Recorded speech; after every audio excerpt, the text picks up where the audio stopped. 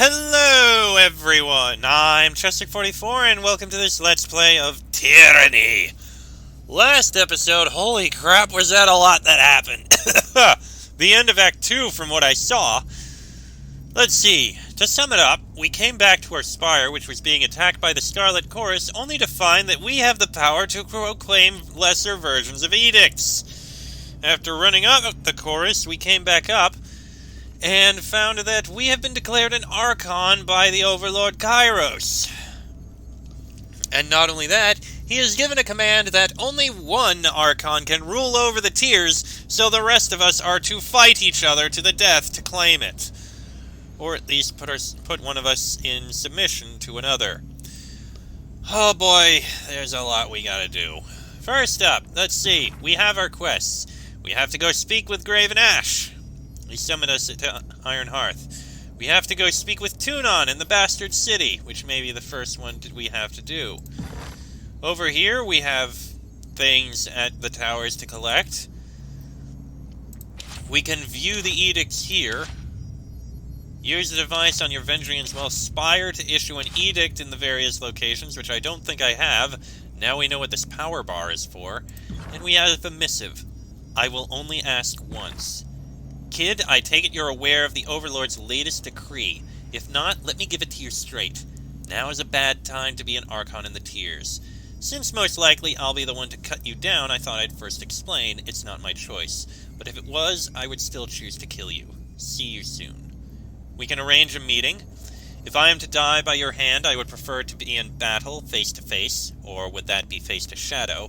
Regardless, at the risk of depriving you the thrill of a good ambush, I would ask that we meet in person as peers, drawing blades openly, if that is what it is to come to. On the reverse of this parchment, I've mapped for you a location in the wilderness. Let us meet and settle things there. I'll provide you 2 days to scout the location in advance should you require. Or, say something cordial. I must sincerely thank you for the forward warning.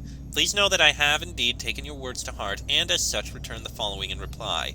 Certainly I would not expect you to follow me without first testing my mettle. If we must slay each other, so be it. I respect your prowess, and will stand my ground if a duel is what you desire. But I would ask that you consider instead pledging your blade to me, rather than aiming it for my throat. Does Kairos' decree insist that we kill each other, or merely that one should best the other? Or, taunt the Archon of Shadows. Mark. I'm sorry, who are you again? Oh, right, the creepy guy who stares at people from the shadows. If you want to say hello, just come talk to me already.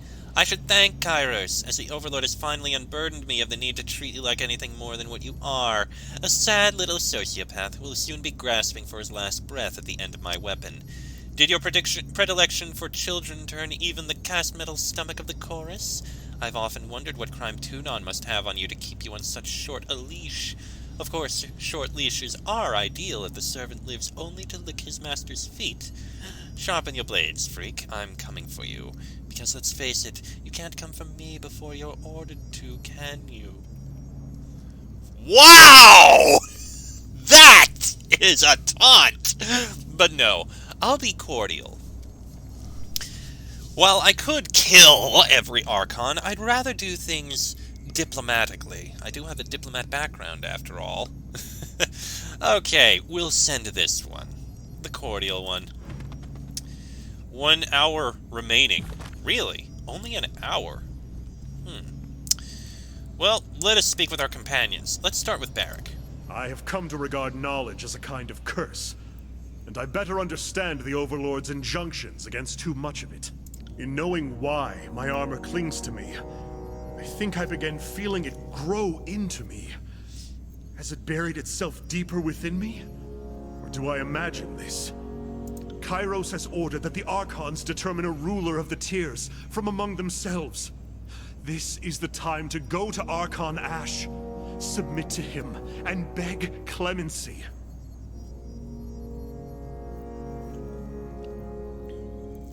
I'm not doing that. I'll consider our options as they become clearer. I understand. Better to make a tactical decision with all available information at hand. Do not mistake hesitation for consideration, though. One reveals new paths forward. The other closes paths formerly available.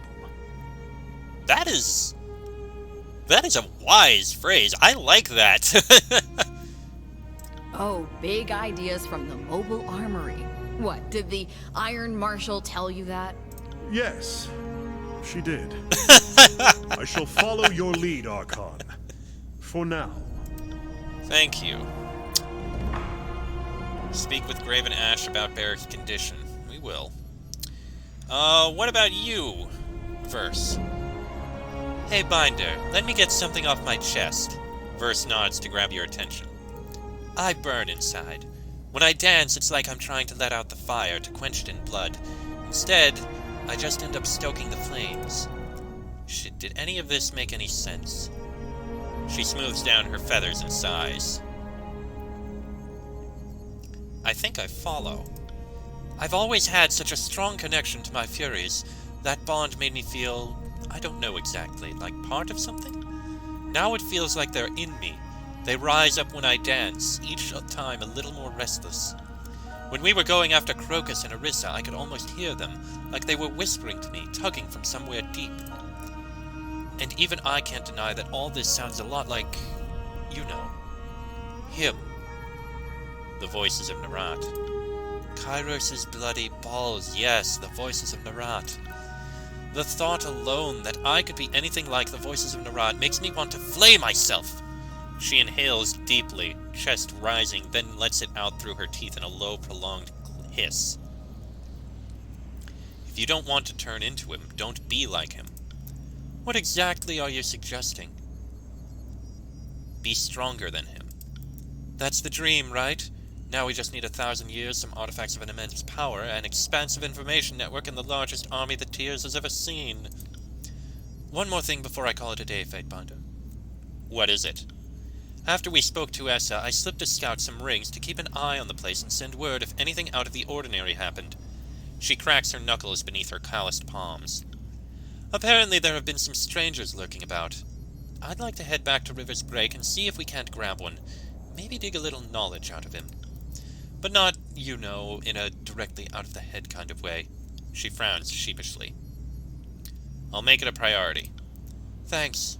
Who knows, maybe we'll dig up something we can use against the Archons. Let's get moving. The war's not over yet. Simple task to do. And finally, we have Lantry.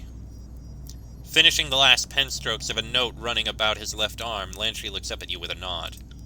Not to steal your glorious day in the sun, but I must say, now all my notes on you are suddenly worth 10 times their weight in iron. My journals will melt the linens off the ladies, I tell you. What's that you say? Buxom, nubile lasses with an interest in old men who know history. You need a definitive tractatus on the trials and tribulations of the Archon of the Tears. Well, you're in luck. I like you, Lantry. I think one can safely conclude that you have the Overlord's attention, and that of the Tears. Soon, all of Taratus. You realize, I trust, I hope, that nobody other than Kairos has ever cast an edict until you. Are you sure history hasn't just edited or forgotten those who could rival the Overlord? Well, I have a hard time believing that someone would cast an edict and not have it noticed. Yes, but maybe a rival casts an edict, Kairos kills the rival, takes credit for the events. Well, as of now, I've seen with my own eyes that the Overlord is not unique in this regard. And I suppose you're all the evidence I need to throw suspicion on the record. Now, if you are right, that implies the Overlord has no qualms silencing and murdering those who pose a threat. In your case, at least my written record of you might survive. See? I'm being optimistic. That's a good way to do it, to say it. Happen to know when Kairos first cast an edict? Good question. In parts north, it's commonly held that Kairos' Edict of Dust was the first, but it was cast in the year 11. It was just the first edict to ripple across the whole of Taratus. If you lived somewhere that used to have antelope, you probably think that's the first edict of the Overlord. But here, the answer is given to us by the Overlord's own sense of posterity. Year 0 of Kairos' calendar is said to correspond to the day Kairos went from warlord to wearer of many crowns. A victory won when the first Edict of Storms shocked both the Cloud Barons and the realm of Medrev to capitulate. Antelope? Is that an animal? Yes, or it was at least, until they were all wiped out by the Edict of Dust. Or that's as best we've pieced it together from the records. From what we've gathered from their skeletons, they were some sort of mute beast man that ran on 4 legs. Antelope are not like beast women. She counters, flexing her claws once, twice, 3 times in annoyance. Antelope have hooves for fleeing. Beast women have claws for killing. Antelope don't eat meat, are spooked easily, are large but helpless, lumber but lack reason, are prey. Silverback Tribe hunted antelope extinct. She sniffs and flicks the sage a pointed stare. Old Ink Mystic tells many strange, stupid tales. Thinks to know everything. I suppose I'm more of an expert in living things, like birds, and can't quite confirm or deny what you're saying, but just forget I said anything. Also safe to assume Kairos will try to solve me in some fashion. At the same time, if you really were a meaningful threat, you'd have already been the victim of an edict, or bled in Mark's daggers. So this has me rather curious. Just what does the Overlord wish to do with you? We'll find out soon enough. We should get going. By the way, I've found something of interest in the chronicle texts we recovered from Bastard's wound. Tell me what you've discovered. Despite the madness of late, I've been finding time to read further. I keep reading the improvised histories. It sends me into a fit, but I can't stop. I'm obsessed with the feeling of righteous indignation and probably need help. Anyway, Lexime left a lot of notes in the margins, and they lead me to believe she stashed some tomes topside before she arrived at Bastard's wound. You found a message. Explain. Back in the day, as it were, she and I had a shorthand for communicating in code.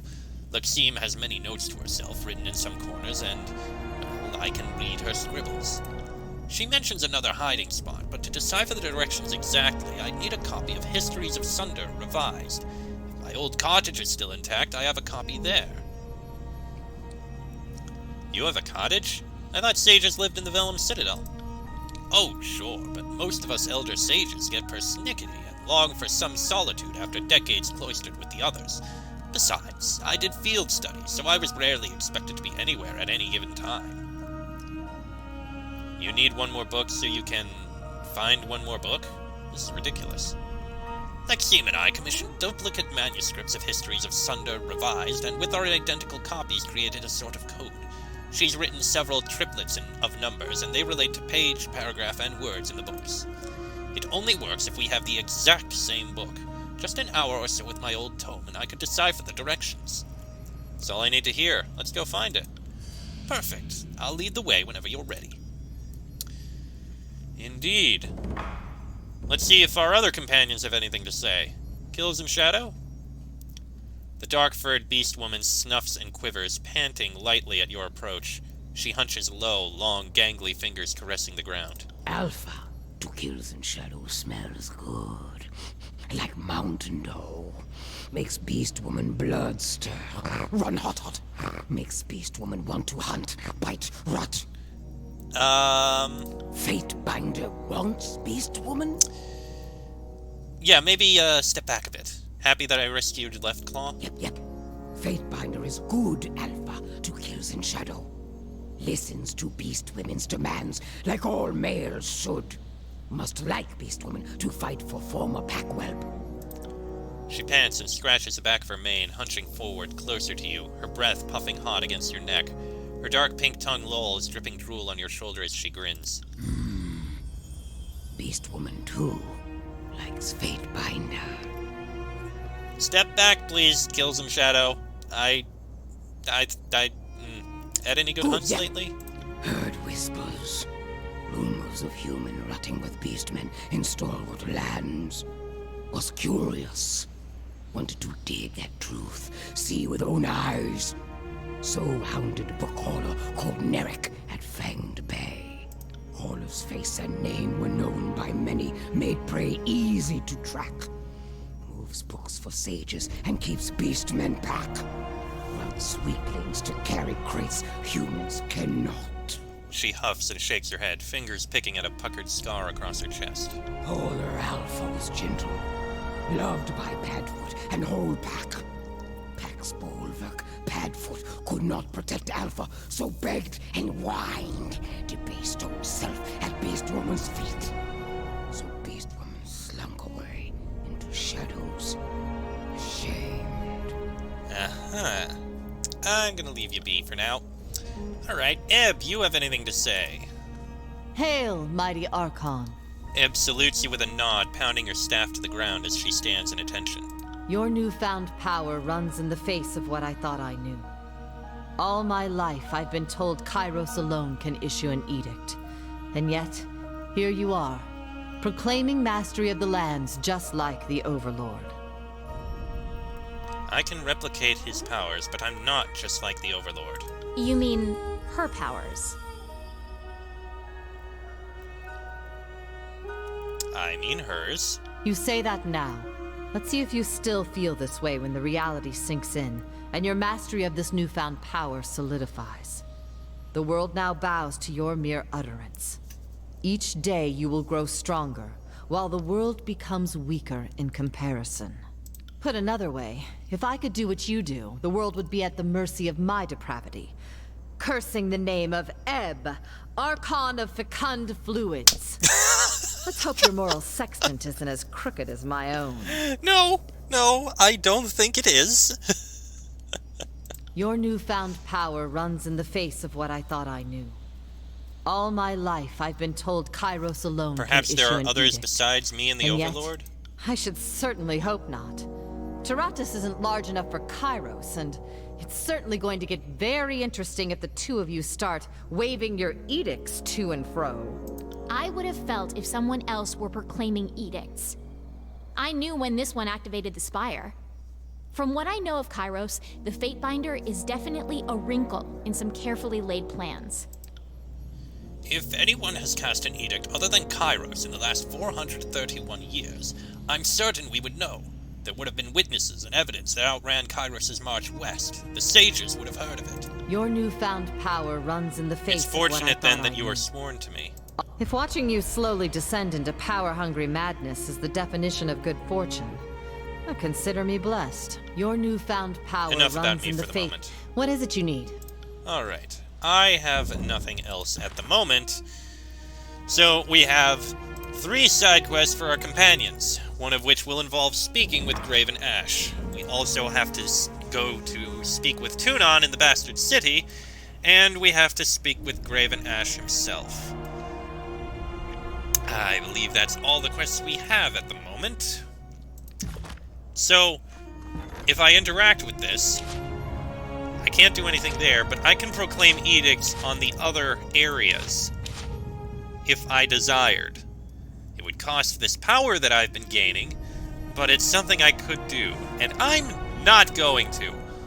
Although the very interesting thing is the fact that there are 3 more options for edicts that I can get. I mean, clearly if I ended the Edict of Fire, that's 1 more edict, but 3?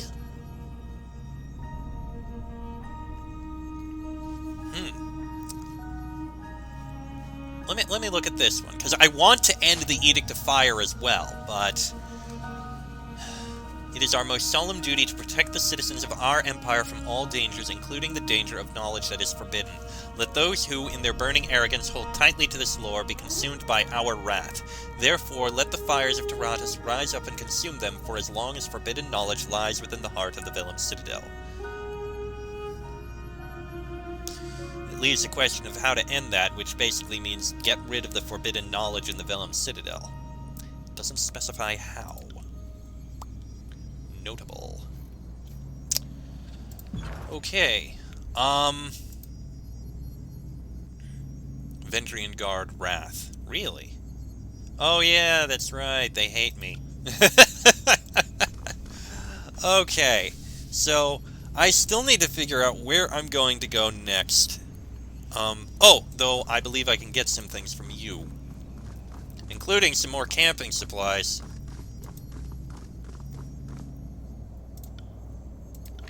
Yep, there we go. Camping supplies and loot. Refill our camping supplies. I have so many more.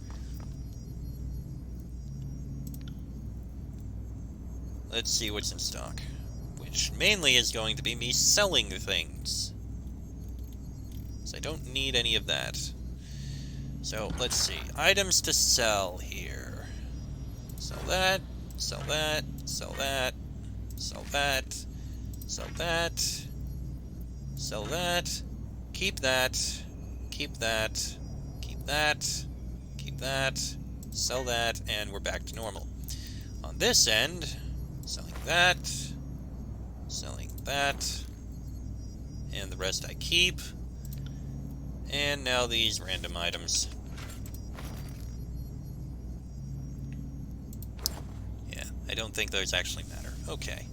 And we get some more coin out of this. Perfect. Perfect. Oh yes, and I would like to see if you have... if this would be any better than either of the ones you're using. Actually, yes. It's better than Heart's Blood, surprisingly. Well, maybe not too surprisingly. On weapon crit, bleeding, as opposed to this one, which is an artifact. Which, actually, interesting as it is, I think I'll take Broken Maw. Or if I take that... Hey, this looks fun. So if I do that... instead of Titan's Knuckle, which just gives a bonus to Might... doesn't seem like a bad idea. Sure, why not? Okay, and that's all our items set up. And that is going to be where I end this episode.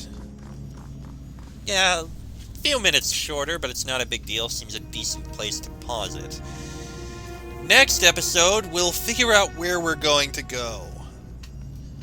I'm thinking perhaps we complete the quest for two of our companions. Maybe not Barrack yet, because we need to go speak with Ash, which I think we're going to have to do anyway.